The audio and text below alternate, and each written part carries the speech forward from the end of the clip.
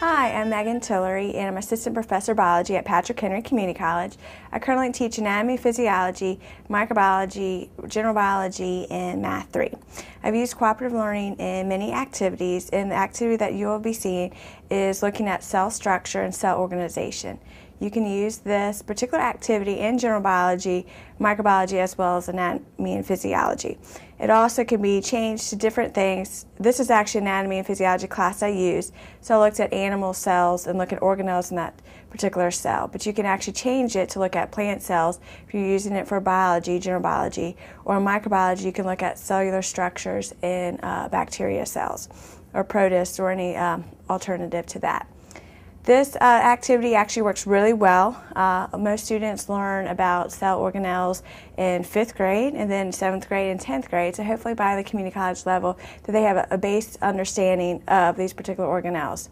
What I first did is, there's not really too much prep time. I organized groups, and the day of the class I put students in particular groups, and then I assigned them an organelle that they had to do. An example would be the nucleus. So we had about a group of students, about 3 or 4, that would study the nucleus. I gave them a kind of an outline to use, and they could use it for notes when the other students were presenting, and the outline basically looked at structure and components as well as the function. So going back to this group with the nucleus, they had to know the structure and components like nuclear pores, nucleoli, looking at the genetic material in there. And then they had to know the function, basically pretty much the brain of the cell, and looking at a little bit of DNA replication and looking at RNA. So this group was come together. To make this actually a little more of a critical thinking activity, the group was not going to present just that portion to the class. They had to actually add on some more thinking. So they had to take that particular organelle and relate it to a real life situation, or something that the classmates can actually relate to. They also had to come up with a slogan or logo, so for different types of learning styles that the students can actually relate. An example would be Golgi apparatus. The example I gave to my class would be that it receives, ships, and packs. So an example they could use is the UPS, and they could use a slogan for UPS because that's pretty much the same thing. So the students actually, after I organized them in groups, I handed out or I assigned them a particular organelle, and they had to come up with a blank sheet of paper that they actually brought to the class. And this sheet of paper could be something with the structure and the function, but it also had to be almost like an advertisement for that particular organelle. So after the groups, probably gave them about 20 minutes to do in the groups, and they all did their presentations for the class. The rest of the class actually used a note sheet to fill in the notes. And after that, we had basically a discussion. They also drew part of the cell on the wall. So we had to the front of the classroom, they did their advertisement, or basically their one-page note sheet. And then to the side walls, we have dry erase boards, and they actually had to draw the different components on these cells that we had, just so you can kind of bring all those organelles together for one big picture of that living cell. After we completed that and all the presentations were done, then I look at further learning and add more critical thinking to check for understanding of these students. The first thing I did is I showed a little video. It's a Harvard cell video, and it has basically an animation of a living cell, and I made them in their groups look at this particular video and see what types of organelles they see.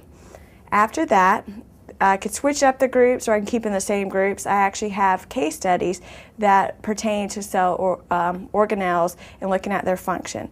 So an example of a case study would be to look at a red blood cell, and red blood cells do not contain mitochondria or nucleus.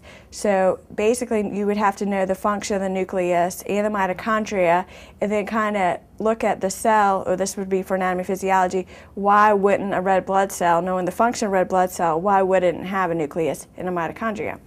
So basically I have a list of those case studies. Cystic fibrosis, looking at the Golgi apparatus, and looking at transport would be another example of a case study. You can find these case studies on the SCALE website under the Anatomy and Physiology link. To check for positive interdependence and individual accountability, I gave them one sheet of paper, so it was resource dependent after I put them in groups, so they had to work together. For individual accountability, there's different levels. when they are doing a particular presentation, they're not sure who's going to present and who's going to draw on the board. So I can say something like the student with the shortest name is going to get up and present for the group, and the student with the longest name, as an example, has to go draw it on the board. So right before their presentations to the class, they actually know who's going to present. And this is actually helpful, so it makes sure the whole group is working together and that everyone is familiar with the particular assignment and what their presentation is. And the case studies, when I give the case studies, and if they're going to do it a group assignment, I can also put out roles in that particular group. Like one person will be writing the answer to the case study, one could be a leader, one could be a time manager, and one could be a checker. And checking for participation as well as checking that everything is correct. Maybe that person will have the textbook just to make sure that the information and they're looking up what's proper. For group processing, they're basically, I don't really do a group processing after this. I kind of address to the class, what did you do well, what do you think you could do better as a group. For social skills, we actually are using the different higher levels of social skills, and especially when they relate to Bloom's taxonomy and critical thinking, of basically using that knowledge and then applying it towards the case study. And then again, social skills are important. And face-to-face, of course, they're in groups, so that covers the fifth element. This assignment has been great. It can be used in 5th grade, it can be used in 7th grade, 10th grade, and so on. Just, change the different levels. And my students really enjoyed it, and they got real creative, and that was actually exciting because it actually brings in the different talents of the students. You have a book-smart student who has it one way, but then you have a drawer who actually is excited about using their art skills, and then someone else is creative.